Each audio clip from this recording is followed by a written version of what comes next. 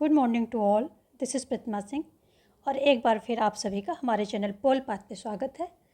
ये live test है एक प्रकार से और इसमें आप सभी आंसर करेंगे।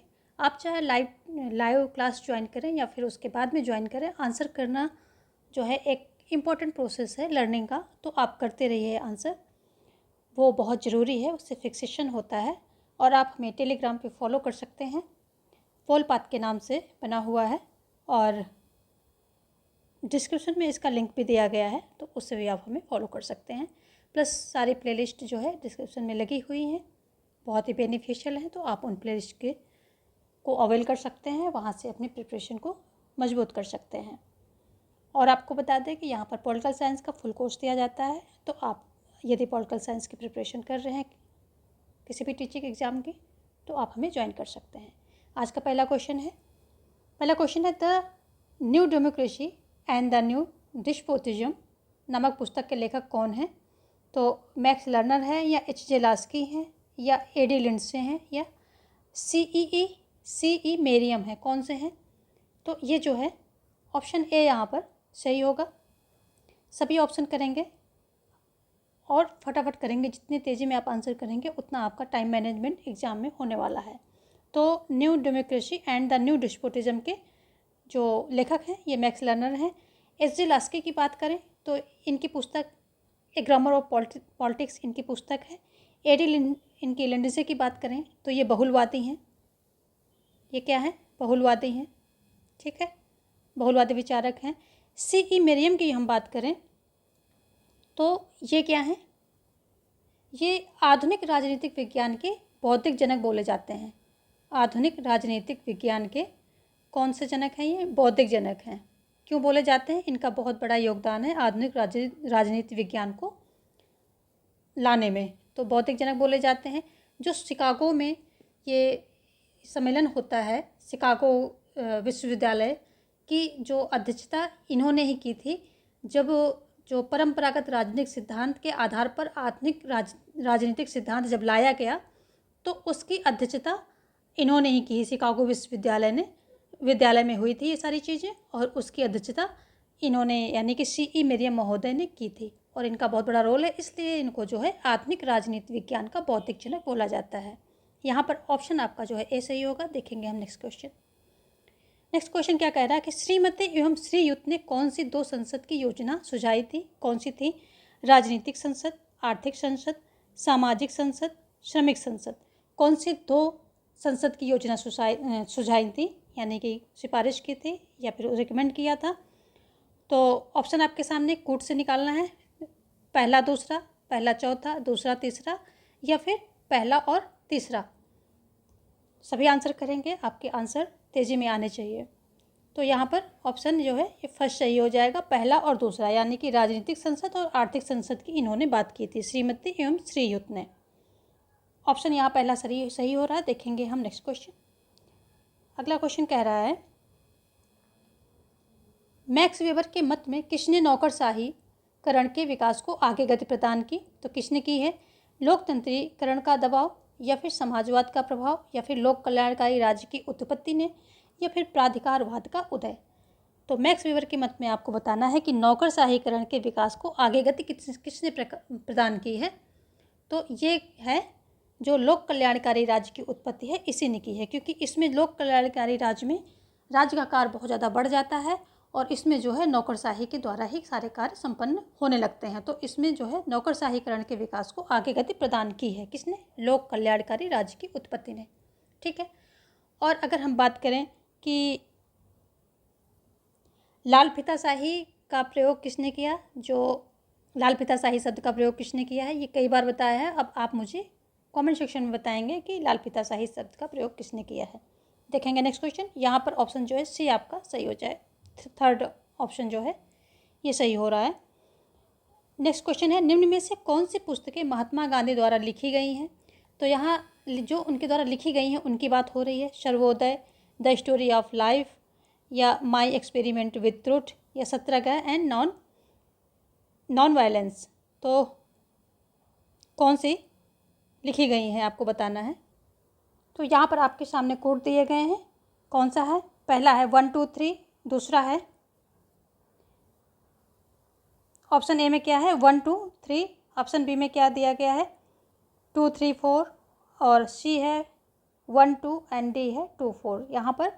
तो यहाँ जो है 3 पुस्तकें गांधी जी के द्वारा लिखी गई हैं। ऑप्शन बी यहाँ पर आपका सही हो रहा है 2 3 and 4, the story of my life and the experiment with truth, my experiment with truth and Satyagraha and non violence. ये 3 पुस्तकें जो हैं गांधी द्वारा लिखी गई हैं। जबकि हम सर्वोदय की बात करें तो ये गुजराती अनुवाद है, गुजराती अनुवाद है, ठीक है, गुजराती भाषा में अनुवाद किया गया है गांधी जी के द्वारा। जो रस्किन की पुस्तक है, रस्किन इनकी पुस्तक है, क्या है unto this last, unto this last, इसी का गुजराती अनुवाद किया है इन्होंने। ये रस्किन से काफ़ी प्रभावित थे गांधी जी, तो उन्हीं की पुस्तक का इन्होंने अनुवाद किया था। यहाँ पर ऑप्शन बी जो है सही हो रहा है 2 3 4, ये ऑप्शन जो है सही है।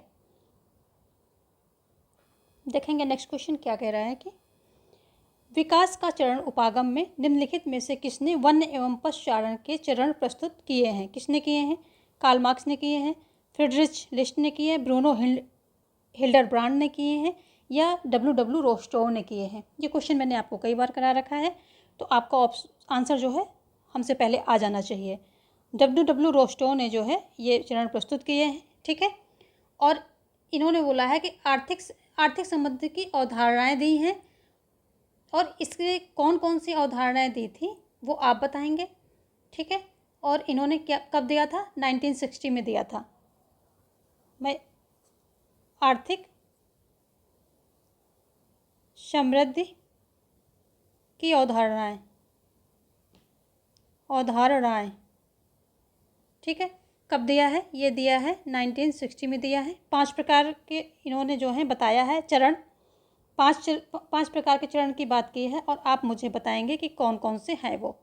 कमेंट बॉक्स में लिखेंगे, आंसर करेंगे। ये मैंने आपको कई बार बताया है। चलिए ऑप्शन यहाँ जो 4 सही हो रहा है, देखेंगे हम नेक्स्ट क्वेश्चन। ये आपका होमवर्क है। देखेंगे नेक्स्ट क्वेश्चन।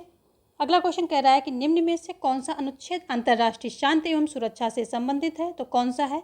शांति सुरक्षा की बात हो रही है, अनुच्छेद 51, 39 या 44 या अनुच्छेद 265। तो आप सभी को पता है कि ऑप्शन ए यहाँ पर 1 जो है सही हो रहा है, अनुच्छेद 51 शांति एवं सुरक्षा से संबंधित है। प्लस अगर यहाँ पर विदेश नीति भी आ जाए और ऑप्शन आपको 51 दिखे तो ये भी विदेश नीति जैसा कुछ सेंटेंस आता है तो भी आप इसी को टिक करेंगे, क्योंकि अंतर्राष्ट्रीय का मतलब ही विदेश नीति से संबंधित हो जाता है। तो कंफ्यूज नहीं होना है। अगर विदेश नीति जैसा कुछ कोई सेंटेंस वहाँ बनता है और अनुच्छेद 51 दिख रहा है तो आप उस पर टिक करेंगे। देखेंगे नेक्स्ट क्वेश्चन। देखो यहाँ पर कुछ और अनुच्छेद है, उनको पहले देख लेते हैं, ये भी ज़रूरी है। ये 39 की बात करें तो 39 क्या कहता है? इसमें कहता तो ये बहुत कुछ है कि नागरिकों को जीविका का साधन प्राप्त हो, स्त्री पुरुष दोनों को, और ऐसे संसाधनों का संकेंद्रण ना हो, जो उत्पादन के साधन हैं वो उनका संकेंद्रण ना हो, यानी कि एक जगह जो है इकट्ठे ना हो, सब में जो है डिस्ट्रीब्यूटेड हो, ऐसा होना चाहिए। और जो मेन चीज़ है, स्त्री एवं पुरुष दोनों को समान कार्य के लिए समान वेतन की बात की गई है इसमें, तो ये आप ध्यान रखेंगे, इंपॉर्टेंट है। समान कार्य के लिए समान वेतन की इसमें बात की गई है, स्त्री एवं पुरुष दोनों को, ठीक है, ये ध्यान रखेंगे। और इसमें बालकों के लिए है कि उनकी सुकुमार जो अवस्था है उसका दुरुपयोग ना हो, उनका जो है लालन पालन गरिमामय वातावरण में हो, ये सारी बातें दी गई हैं। अनुच्छेद 44 क्या कहता है ये भी देख लेते हैं। ये 44 जो है इम्पॉर्टेंट है। ये क्या कहता है कि राज्य के नागरिक के लिए एक समान सिविल संहिता उपलब्ध कराएगा। राज्य जो है नागरिकों के लिए समान सिविल संहिता उपलब्ध कराएगा, यानी कि ये सिविल यूनिफॉर्म सिविल कोड जो आजकल चर्चा में भी चल रहा है उसकी बात कर रही है, ठीक है, सिविल यूनिफॉर्म की बात ये करता है, ठीक है। और इसमें क्या है, जो ये समान नागरिक संहिता लागू करने वाला पहला राज्य कौन है? गोवा है। तो ये गोवा जो है, ये भी ध्यान रखेंगे आप, गोवा जो है पहला राज्य है, ठीक है, पहला राज्य है जो समान सिविल संहिता लागू करने वाला। चलिए ये इंपॉर्टेंट थे तीनों, देख लिए। अब हम आगे की क्वेश्चन देखेंगे।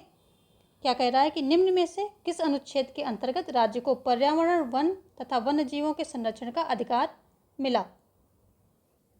तो कौन को आपके पास ऑप्शन है? अनुच्छेद 43A, अनुच्छेद 48A और अनुच्छेद 44 और अनुच्छेद 46। तो यहाँ जो है 48A है, इसी के द्वारा जो है राज्य को पर्यावरण, वन तथा वन्य जीवों के संरक्षण का अधिकार मिला है, 48A। इसके पहले क्या था, ये विषय कहाँ था, संघ सूची में था, और फिर ये जो 42वां संविधान संशोधन होता है उसके द्वारा इसको जो है संघ सूची से हटाकर समवर्ती सूची में रख दिया गया। और समवर्ती सूची में आप सभी जानते हैं कि दोनों जो है कानून बना सकते हैं, यानी कि दोनों विधियां निर्माण कर सकते हैं, राज्य भी और संघ भी। लेकिन किसी केस में संघ अगर बना देता है कोई कानून तो वहाँ पर संघ का कानून मान्य होगा। ठीक है, तो ये सारी चीज़ें आपको ध्यान रखनी है कि जो है 42वें संविधान संशोधन के द्वारा 42nd अमेंडमेंट के द्वारा इसका जो है रखा गया। ये होता कब है, तो ये इमरजेंसी के दौरान होता है, आपको सबको पता है 1976 में ये अमेंडमेंट होता है, और इसी के द्वारा इसको जो है संघ सूची से राज्य सूची में डाल दिया जाता, यानी कि संघ सूची से समवर्ती सूची में डाल दिया जाता है। इसके ये 48 की बात हो गई है, ये 48A ये तो जोड़ा गया है। हम यदि 48 की बात करें, ठीक है, यहाँ कर लेते हैं, 48 की बात करें तो ये क्या कहता है, ये भी इम्पोर्टेंट है। ये क्या कहता है कि राज्य कृषि महत्व के होंगे जो पशु और दुधारू पशुओं के वध पर रोक लगाएगा। और इसमें दूसरा पॉइंट यह है कि कृषि एवं पशुपालन को आधुनिक वैज्ञानिक ढंग से करेगा। तो ये पूछता है, तो इसमें पशुओं के वध पर जो है पशुवध पर रोक लगाई गई है, और कृषि और पशुपालन क्या है, वैज्ञानिक ढंग से होगा। इतना शॉर्ट में लिखते हैं, बाकी आप सुन रहे हैं, वैज्ञानिक ढंग से होगा। तो ये बात, ये सारे ही इम्पोर्टेंट हैं। 44 को हमने अभी देखा ही, क्या है, समान सिविल संहिता की बात करता है। और ये जो है 46 है, ये आरक्षण की बात करता है। जो अनुसूचित जाति यानी कि ST SC जो दुर्बल वर्ग होंगे समाज के, इनको जो है शिक्षा का प्रावधान करेगा, सभी प्रकार के शोषण से उनकी रक्षा करेगा कुल मिला के, और शिक्षण संस्थाओं में प्रवेश में इनको आरक्षण देगा। तो ये आरक्षण की बात करता है और उनकी सुरक्षा की बात करता है। ठीक है, इस प्रकार की दो बातें ये करता है, आरक्षण और उनके शोषण से जो है सुरक्षा करेगा। ये सारी बातें की गई, ये सारी जो है नीति निर्देशक तत्व हैं, उसमें जो है सारी बातें कही गई हैं। देखेंगे अब हम नेक्स्ट क्वेश्चन। यहाँ पर ऑप्शन आपका हमने क्या दिया है, ऑप्शन तो दिया ही नहीं, जीवो, ये ऑप्शन 2 यहाँ पर सही हो जाएगा, अनुच्छेद 48A ये जो है ऑप्शन आपका सही होगा यहाँ पर। देखेंगे नेक्स्ट क्वेश्चन क्या कह रहा है कि निम्न में से कौन से मामले में भारतीय संसद को 24वें संवैधानिक संशोधन को अधिनियमित करने का जो है अधिकार प्रदान किया गया है। तो ये कौन सा है, ऑप्शन है गोलकनाथ मामला, शंकरी प्रसाद मामला, केशवानंद भारती मामला, शाह बानो मामला। तो किसमें ये इसको जो है ये दिया गया है, तो ये ऑप्शन आपका जो है गोलकनाथ मामला हो जाएगा, यही सही हो जाएगा। देखेंगे नेक्स्ट क्वेश्चन। अगला क्वेश्चन क्या कह रहा है कि सर्वप्रथम कौन से मामले में यह निर्णय दिया गया कि संसद द्वारा संविधान के मूल ढांचे को संशोधित नहीं किया जा सकता है। शंकरी प्रसाद बनाम भारत संघ, गोलकनाथ बनाम पंजाब राज्य, या केशव बनाम केरल राज्य, केशवानंद बनाम केरल राज्य, या मिनर्वा मिल बनाम भारत संघ।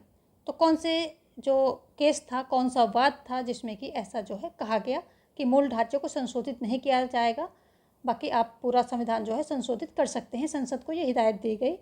तो ये जो है केशवानंद बनाम केरल राज्यवाद था। इसमें 1973 में जो है इसका डिसीजन आता है, कब, अप्रैल 24 को आता है, डेट भी याद रखेंगे, 24 अप्रैल 1973 को इसका डिसीजन आता है। 6-7 के 13 जो है उसके न्यायाधीशों की पीठ थी, ये बेंच थी, बनाई गई थी, और 6-7 से डिसीजन आया था। ठीक है, देखेंगे नेक्स्ट क्वेश्चन। अगला क्वेश्चन है कि प्राकृतिक अधिकारों के सिद्धांत की पुष्टि की गई, किसमें की गई, किसने की है, सभी उदारवादियों द्वारा, या केवल कुछ उदारवादियों द्वारा, या केवल जॉन लॉक के द्वारा, या केवल जॉन स्टुअर्ट मिल के द्वारा। तो यहाँ पर जो है ऑप्शन 2 सही हो जाएगा, केवल कुछ उदारवादियों द्वारा। और इसमें अगर हम बात करें कौन कौन से मेन थे, तो एक तो लॉक हो जाते हैं, ठीक है, देख लेते हैं, यहाँ पर लॉक हो जाएंगे, और टॉमस पेन हो जाएंगे, ठीक है, और कौन हो जाएगा, ह्यूगो ग्रोसियस, हॉब्स, ये सब हो जाएंगे, ह्यूगो ग्रोशियस और हॉब्स, ये सभी जो हैं इसके हो जाएंगे जो खास हैं, इसमें जो मेन है। तो केवल कुछ उदारवादियों द्वारा जो है इस सिद्धांत की पुष्टि की जाती है, सभी ने नहीं की है। देखेंगे नेक्स्ट क्वेश्चन। अगला क्वेश्चन क्या कह रहा है कि निर्णयन विभिन्न विकल्पों के चुनाव की एक सरलतम विधि है। किसने कहा है? टेरे ने कहा है, मैकफर्शन ने कहा है, हर्बर्ट साइमन ने कहा है, या आर.ए. किलियंस ने कहा है। किसने कहा है इसको? तो ये कहने वाले जो है आर.ए. किलियंस है। ऑप्शन डी जो है यहाँ पर सही हो जाएगा। आर.एल. किलियंस के द्वारा ऐसा कहा गया है कि निर्णयन विभिन्न विकल्पों के चुनाव की एक सरलतम विधि है। अगला क्वेश्चन क्या कह रहा है कि एक्स और वाई सिद्धांत का संबंध किससे है? डगलस से है। ऑप्शन ए है डगलस मैक्सग्रेगर के वित्तीय प्रबंध के सिद्धांत से है। बी है डगलस मैक्सग्रेगर के सामाजिक मनोवैज्ञानिक उपागम से है। सी है मैक्स वेबर के सामाजिक आर्थिक संगठन के सिद्धांत से है। और डी है मार्क्सवादी वर्ग समाज के सिद्धांत से है। तो ये जो एक्स और वाई सिद्धांत है ये डगलस मैक्सग्रेगर के सामाजिक मनोवैज्ञानिक उपागम से संबंधित है। ऑप्शन बी यहाँ पर सही हो जाएगा। नेक्स्ट क्वेश्चन क्या कह रहा है कि नौकरशाही के सिद्धांत को किसने व्यवस्थित रूप से प्रतिपादित किया है? किसने किया है? मैक्स वेबर ने किया है, ग्रीन ने किया है, विसेंट डी गार्डनर ने किया है, या मैकआइवर ने किया है। वेरी इजी क्वेश्चन है, आप सभी आंसर इसका करेंगे। हमारे आंसर आने से पहले आपका आंसर आ जाना चाहिए। तो ये जो है किसके द्वारा किया गया है? ये मैक्स वेबर के द्वारा किया गया है। ऑप्शन ए यहाँ पर आपका सही हो जाएगा, मैक्स वेबर। यदि हम बात करें विसेंट डी गार्डनर का नौकरशाही से जो है क्या संबंध है, तो ये नौकरशाही शब्द जो है का सर्वप्रथम प्रयोग जो है इनके द्वारा ही किया गया था। नौकरशाही शब्द का प्रयोग, नौकरशाही शब्द का सर्वप्रथम प्रयोग इन्हीं के द्वारा किया गया। ये आप ध्यान रखेंगे, एग्जाम्स में पूछता है। ठीक है, देखेंगे नेक्स्ट क्वेश्चन। यहाँ पर ऑप्शन जो है ए सही हो रहा, मैक्स वेबर। नेक्स्ट क्वेश्चन क्या कह रहा है कि आंग्ल भाषी जगत में राजनीतिक सिद्धांत मर चुका है, साम्यवादी देशों में वह बंदी है और अन्यत्र मर रहा है। यह कथन किसने कहा है? किसका कथन है ये? सेबाइन का है, रॉबर्ट डाहल का है, डगलस का है, या कोकर का है? तो ऑप्शन बी यहाँ पर सही हो जाएगा, रॉबर्ट डाहल। ये कथन जो है रॉबर्ट डाहल का है और ये पीजीटी 2010 का आया हुआ क्वेश्चन है। सभी क्वेश्चन कहीं पीजीटी टीजीटी में आए हुए हैं, वही मैं यहाँ पर लेके आ रही हूँ। देखेंगे नेक्स्ट क्वेश्चन। अगला क्वेश्चन है कि कौटिल्य द्वारा दिए गए योगक्षेम सिद्धांत का अर्थ है। योगक्षेम सिद्धांत का अर्थ क्या है? अपराध के लिए दंड है, यह प्रसन्नता और समृद्धि का विचार है, या शासक की समृद्धि और गरिमा है, या अपराध को क्षमा करना है। तो यहाँ पर जो कौटिल्य द्वारा योगक्षेम का सिद्धांत है इसका अर्थ ये है कि प्रसन्नता और समृद्धि का विचार, ये इसी से संबंधित है। और बी ऑप्शन जो है यहाँ पर सही हो जाएगा, प्रसन्नता और समृद्धि का विचार। कौटिल्य के अर्थशास्त्र में इनके द्वारा जो पुस्तक इनकी लिखी गई अर्थशास्त्र है काफ़ी फेमस है। तो इसमें 150 अध्याय हैं। ठीक है, और कितने अधिकरण कितने हैं? 15 अधिकरण हैं और 180 प्रकरण हैं। ठीक है, 18 तीर्थों की बात की गई है। तो ये सब अभी, और 26 अध्यक्ष का उल्लेख किया गया है। 6000 इसमें श्लोक हैं। तो ये सारी बातें आप ध्यान रखेंगे। और विजिगुष राजा के इन्होंने 4 गुण बताए हैं। कौन कौन से? आन्विच्की, वेदत्रयी, वार्ता का ज्ञान, दंड नीति में निपुण।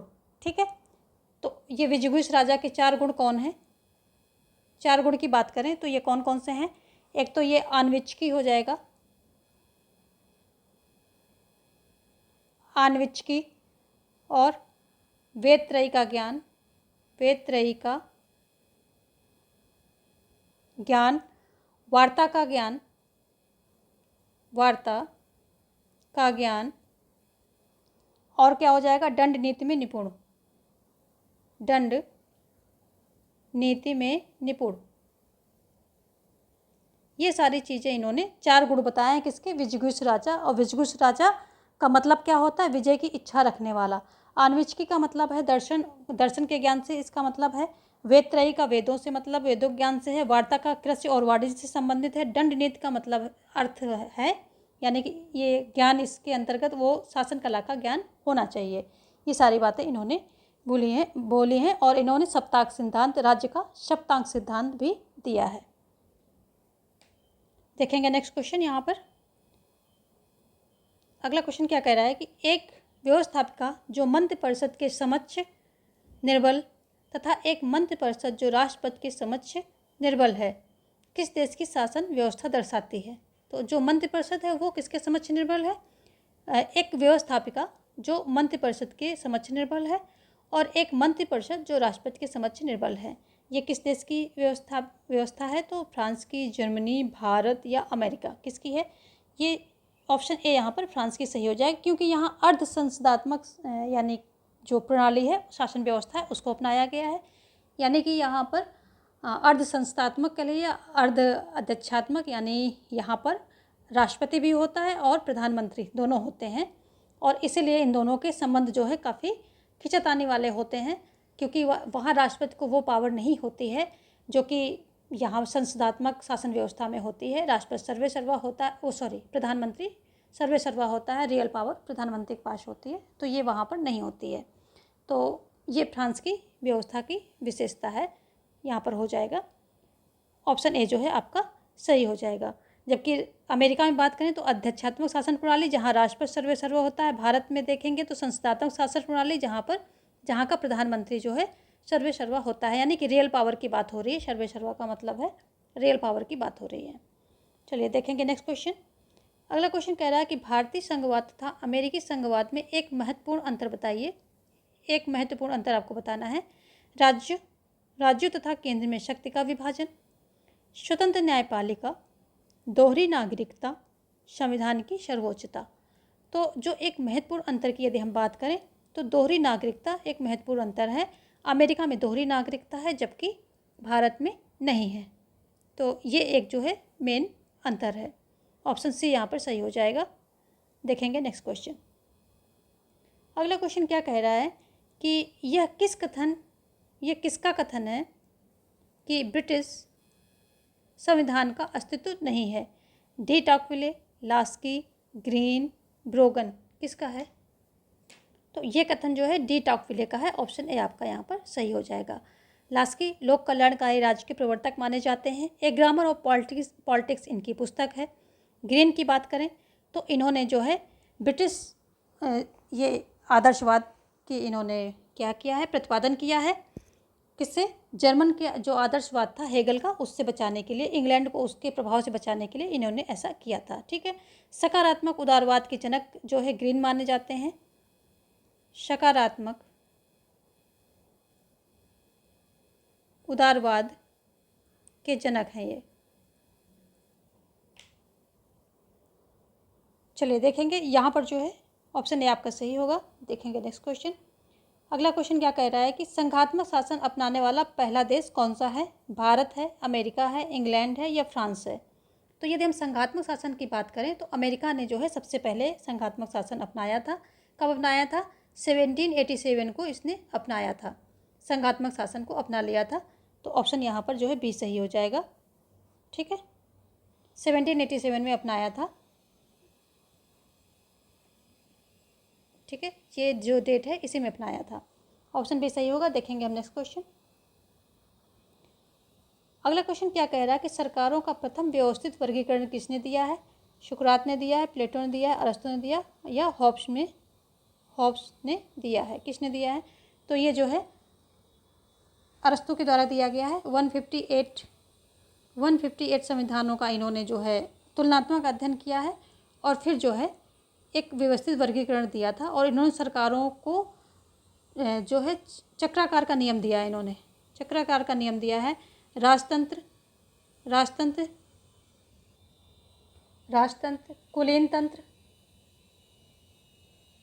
कुलीन तंत्र और क्या है?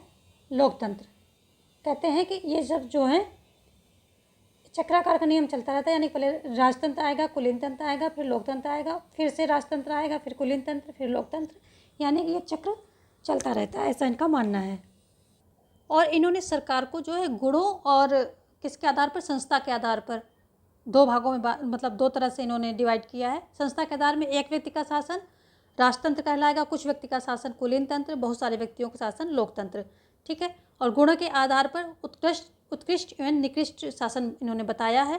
और जो राजतंत्र होगा जब निकृष्ट बन जाएगा तो अताताई हो जाएगा, और कुलीन तंत्र है जो कि उत्कृष्ट होगा तो कुलीन तंत्र होगा, और निकृष्ट हो जाएगा तो वर्गतंत्र बन जाएगा। इस तरह लोकतंत्र जो है भीड़तंत्र में तब्दील हो जाएगा। और जैसे ये शासन जो है बिगड़ेंगे तो उनका जो दूसरा टाइप ऑफ शासन जो है वो आ जाएगा। जैसे राजतंत्र बिगड़ा, उसके बाद कुलीन आ जाएगा, कुलीन बिगड़ेगा तो लोकतंत्र आ जाएगा। इस तरह से जो है और जो है इस शासन में चक्राकार का नियम इन्होंने बताया है। इन्होंने जो है ये मध्यम वर्गीय तंत्र या पॉलिटी को क्या है, संवैधानिक तंत्र का नाम दिया है। और इसी शासन को इन्होंने जो है सबसे अच्छा माना है। बोलते हैं कि जो शासन जो है मध्यम वर्गीय तंत्र के हाथ में होना चाहिए, यानी कि पॉलिटी को इन्होंने सबसे अच्छा जो है शासन माना है। और इसी शासन को संवैधानिक तंत्र का जो नाम दिया है इन्होंने, इसी शासन प्रणाली को ये स्वर्णिम मध्यमान का भी नाम देते हैं। ठीक है, स्वर्णिम मध्यमान। तो ये सारी चीज़ें आप याद रखेंगे, जो आपको नहीं लगती हैं वो आप लिख लेंगे। देखेंगे नेक्स्ट क्वेश्चन। अगला क्वेश्चन क्या कह रहा है कि ब्रिटिश आदर्शवाद का दूसरा नाम क्या है? उपयोगितावाद का सिद्धांत, ऑक्सफोर्ड का दर्शन, ऑक्सफोर्ड दर्शन, या फिर निर्णयन, या फिर खेल सिद्धांत। किसका? इसका जो है ऑक्सफोर्ड का दूसरा आदर्शवाद का, जो ब्रिटिश आदर्शवाद है उसका दूसरा नाम पूछ रहा है। तो ब्रिटिश आदर्शवाद का दूसरा नाम जो है ऑक्सफोर्ड दर्शन है। ये ब्रिटिश आदर्शवाद अभी अभी हमने बनाया, टी.एच. ग्रीन के द्वारा जो है लाया गया। ठीक है, टी.एच. ग्रीन के द्वारा लाया गया था। जो जर्मन का आदर्शवाद था उससे इंग्लैंड, उसके प्रभाव से इंग्लैंड को बचाने के लिए ये जो है ब्रिटिश आदर्शवाद ग्रीन लेकर के आते हैं और इसे ऑक्सफोर्ड दर्शन के नाम से भी जाना जाता है। यानी कि इसका ये दूसरा नाम जो है क्या है? ऑक्सफोर्ड दर्शन है। तो यहाँ पर ऑप्शन बी जो है आपका सही हो जाएगा। देखेंगे हम अगला क्वेश्चन। नेक्स्ट क्वेश्चन क्या कह रहा है कि प्रतिपुष्टि की प्रक्रिया निम्नलिखित में से किससे संबद्ध है? निर्णय निर्माण उपागम से, या क्लासिक उपागम से, या व्यवस्था प्रतिमान से, या खेल सिद्धांत से। प्रतिपुष्टि की प्रक्रिया की यहाँ पर बात हो रही है और ये किससे संबंधित है ये आपको बताना है। तो ये जो है व्यवस्था प्रतिमान से संबंधित है। ठीक है, ऑप्शन से यहाँ पर सही हो जाएगा। डेविड ईस्टन द्वारा व्यवस्था प्रतिमान का जो है ये विकसित किया गया था। और मूल्यों का आधिकारिक आवंटन जो है ये सिद्धांत भी डेविड ईस्टन के द्वारा दिया गया है। तो यहाँ पर लिख लेते हैं, डेविड ईस्टन के द्वारा इसको जो है विकसित किया गया है। और जो मूल्यों का आधिकारिक आवंटन है ये भी इनसे संबंधित है। मूल्यों का आधिकारिक आवंटन, तो ये डेविड ईस्टन से संबंधित कुछ जानकारियां हैं। डेविड ईस्टन को अगर क्वेश्चन में आता है तो इनको व्यवहारवाद का जनक कहा जाता है। ठीक है, आगत निर्गत सिद्धांत का जनक कहा जाता है। और क्या? व्यवस्था सिद्धांत का जनक कहा जाता है। जो व्यवस्था प्रतिमान सिद्धांत है इसका जनक कहा जाता है। और मूल्यों के आधिकारिक आवंटन के सिद्धांत का भी जनक इनको कहा जाता है। इतने सारे सिद्धांतों का इनसे जो है संबंध है, तो आप ये सभी ध्यान रखेंगे। देखेंगे नेक्स्ट क्वेश्चन। यहाँ पर ऑप्शन सी आपका जो है सही होगा, व्यवस्था प्रतिमान। अगला क्वेश्चन क्या कह रहा है कि निम्न में से किस आयोग द्वारा राज्यपाल के पद की समाप्ति का सुझाव दिया गया है? प्रशासनिक सुधार आयोग, सरकारिया आयोग, संविधान समीक्षा आयोग, राजमन्नार आयोग। तो यहाँ पर राज्यपाल के पद की समाप्ति का सुझाव किसने दिया था? तो ये ऑप्शन डी जो है राजमन्नार आयोग, इसी ने दिया था। ठीक है, राजमन्नार आयोग ने कहा था कि ये जो है राज्यपाल की पद की समाप्त कर दी जाए, ऐसे इसने सिफारिशें की थी। और ये 1970 में तमिलनाडु सरकार द्वारा जो है इसको गठित किया जाता है। तो ये पूछ लेता है किस सरकार द्वारा किया गया था, तो ये आप याद रखेंगे, तमिलनाडु सरकार के द्वारा इसको जो है गठित किया गया था 1970 में। ठीक है, चलिए देखेंगे नेक्स्ट क्वेश्चन। यहाँ पर ऑप्शन जो है डी आपका सही हो जाएगा। नेक्स्ट क्वेश्चन क्या कह रहा है कि न्यायमूर्ति मालिमत समिति द्वारा निम्नलिखित में किन क्षेत्रों में सुधार की संस्तुति की गई है? ऑप्शन ए है आपराधिक न्याय व्यवस्था, बी है नागरिक विधि, या सी है न्यायाधीशों की सेवा शर्तें, या डी है प्रशासनिक विधि। तो जो न्यायमूर्ति मालिमत समिति द्वारा जो संस्तुतियाँ दी गई थी ये संबंधित थी आपराधिक न्याय व्यवस्था से, यानी कि ऑप्शन ए आपका यहाँ पर सही हो जाएगा। ठीक है, देखेंगे नेक्स्ट क्वेश्चन। भारत के उच्चतम न्यायालय के न्यायाधीशों की संख्या में वृद्धि कैसे की जा सकती है? तो ऑप्शन है राष्ट्रपति अधिसूचना द्वारा, संसदीय अधिनियम द्वारा, भारत के संविधान में संशोधन द्वारा, या उच्चतम न्यायालय की ओर से अभ्यावेदन द्वारा। तो यहाँ पर भी ऑप्शन जो है बी सही हो जाएगा, संसदीय अधिनियम द्वारा। Option B is right. यदि हम आज की बात में बात करें तो जो टोटल कितने हैं न्यायाधीश हैं उच्चतम न्यायालय में, तो 34 हैं। 34 हैं, इसमें जो है एक जो है मुख्य न्यायाधीश है प्लस 33 अन्य न्यायाधीश हैं। तो टोटल जो है 34 हैं यहाँ पर आज की डेट में।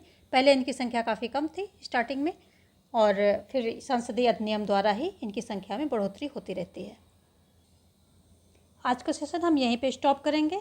Thanks for watching.